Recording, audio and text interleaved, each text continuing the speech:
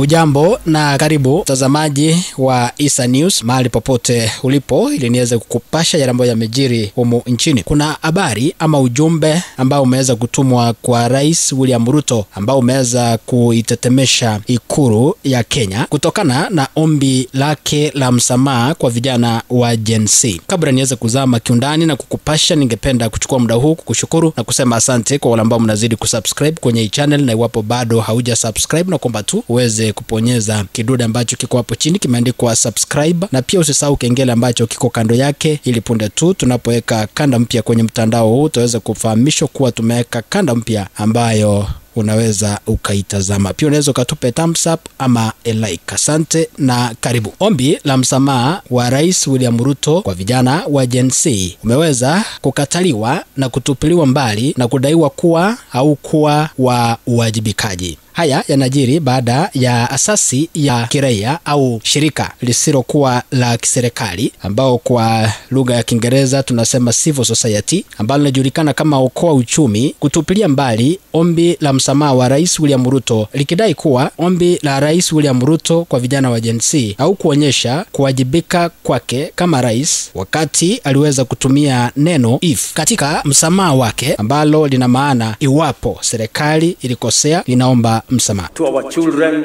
if there is any misstep, we apologize. To our neighbors, if there is any misstep that we have done, we want to build the relationship that will make our country great and will take us forward.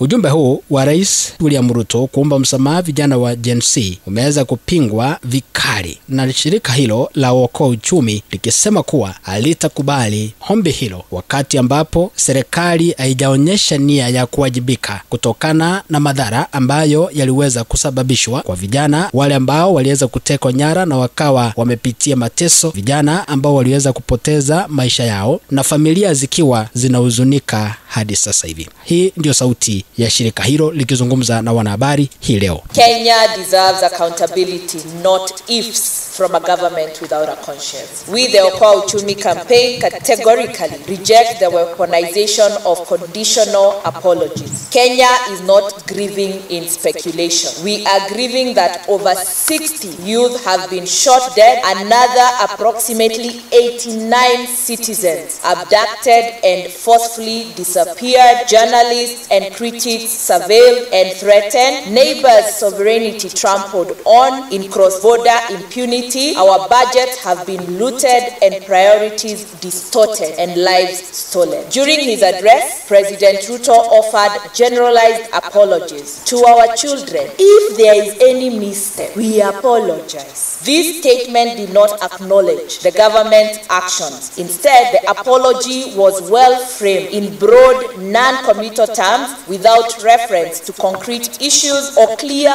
commitment to corrective action. There is no if when the evidence is written in the wounds of a nation. It is unacceptable to pretend to provide redress conditionally. Kufikia hapo mpenzi mtazamaji, ndipo natia kikomo kwa sasa. Nitarejea tena baadaye kukupasha mengi zaidi jinsi yanavyozidi kutufikia kwenye meza yetu ya habari. Asante kwa wale wote ambao mnachukua muda wenu kusubscribe kwenye channel. Uende kawe ni mgeni ama umekuwa ukitazama kanda zetu kwenye channel hii na bado hauja subscribe, na kuomba tu uweze kuponyeza kidude ambacho kiko hapo chini kimeandikwa subscribe, na pia usisahau kengele ambacho kiko kando yake, ili punde tu tunapoweka kanda mpya utaweza kupata an alert ama kufahamishwa kuwa Issa News imeweza kuweka kanda mpya ambayo inafaa kutazamwa. Pia unaweza kutupa support kwa kushare kanda zetu kwenye mitandao mbalimbali ya kijamii kama vile Facebook na WhatsApp, ili tuweze kujuza wengi zaidi. Asante, tukutane kwenye kanda nyingine ambayo nitaitengeneza hapo baadaye. Bye bye.